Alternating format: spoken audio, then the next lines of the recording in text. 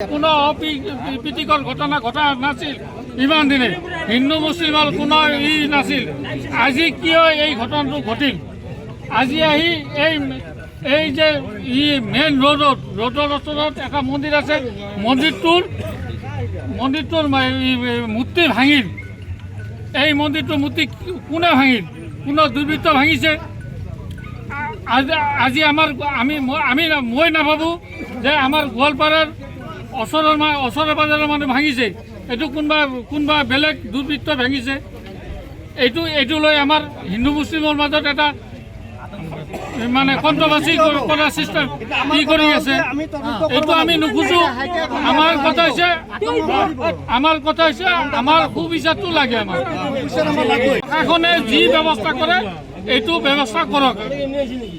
কাৰণ ঘটনা আছে ক'লে আমি দুৰ্গা মন্দিৰ বুলি নহয়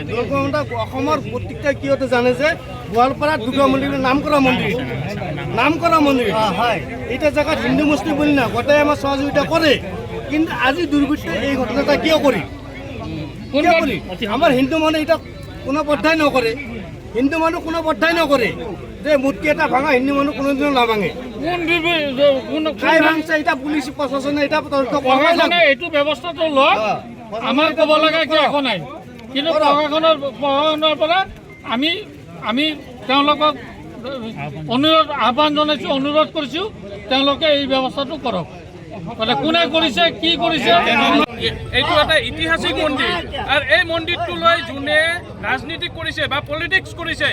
আমি হিন্দু সংগঠনে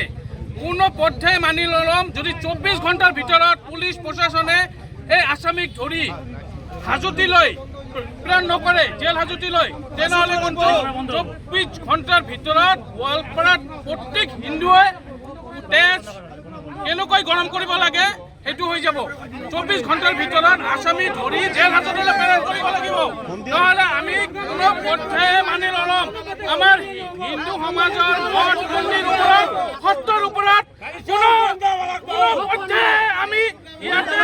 সহ্য নকৰিম জয় অসম ভাৰত মাতা কি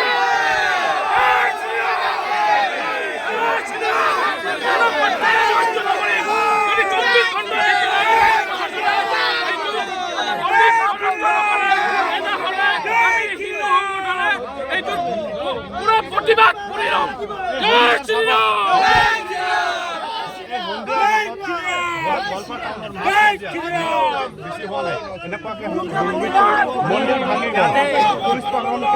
এটা ষড়যন্ত্ৰ লুকাই আছে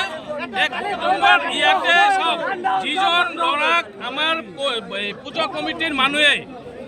চাইছে ষড়যন্ত্ৰমূলকভাৱে এইজনক ল'ৰাক ইয়াতে এটা হিন্দু মুছলিমৰ মাজত সংঘাত ভাগোৱা আৰু পুৰণা যিটো ভাতৃত্ববোধ বা মিলাপ্ৰীতিৰ যিটো জমি সেইটো নষ্ট কৰা এটা ষড়যন্ত্ৰ কৰিছে আৰু সেই ষড়যন্ত্ৰৰ আঁৰত কোন আছে এইটো পুলিচ প্ৰশাসনে ইমিডিয়েট 24 ঘণ্টাৰ ভিতৰত এই আসামিক মানে তদন্ত কৰি তেওঁৰ বেকগ্ৰাউণ্ডত কোনে আছে তেওঁক কঠোৰ শাস্তি প্ৰদান কৰিব লাগে আৰু নহ'লে যিকোনো খবৰৰ বাবে যোগাযোগ কৰক 7099017330 লগতে 7099017110 নম্বৰত।